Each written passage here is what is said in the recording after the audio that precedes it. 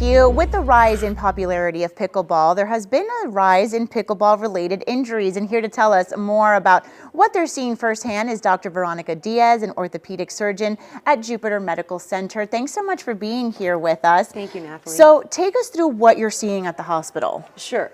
So first of all, I'll say pickleball has been an absolute sensation. It's getting people to keep up a certain level of physical activity. It's getting them outdoors. It's providing social connections, and it got a really big lift during the pandemic because of all of that. But pickleball can cause injuries. I'm seeing acute and chronic injuries. I specialize in shoulder surgery, so the court is small, so people tend to run into each other.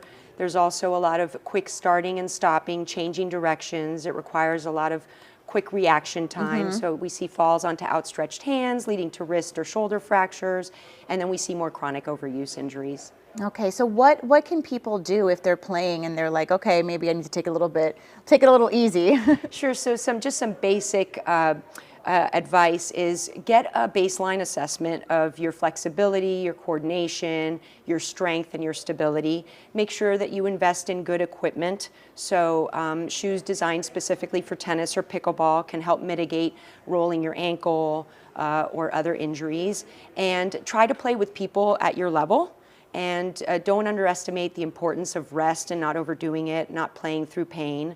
And making sure that your core strength and stability are optimized, and that's best done with a medical professional, a physical therapist. Some trainers can do this for you. What do people start to see in the beginning when their shoulder starts to become injured? What can we tell them that maybe they think, oh, it's just a little sore, but then it could turn into something more serious? Sure. So there are two things I see pretty repetitively. The first is a fall onto an outstretched hand, and there you can see an acute rupture of the front part of the rotator cuff called the subscapularis.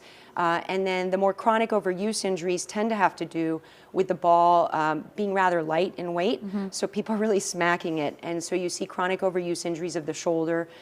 If you have good mobility and it's not interfering with sleep, you can probably start with just some rest, ice, and taking it easy.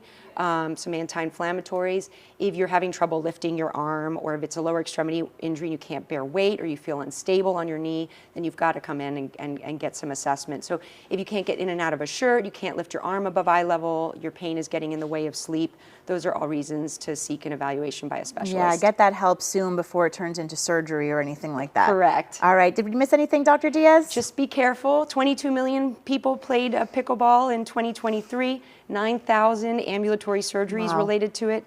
Cost the healthcare system $2 billion in 2022, so have fun, but be careful. All right, thanks so much, Dr. Diaz. And if you want to hear more about what Dr. Diaz was talking about or even watch this interview, you can find it on our website, WPBF.com.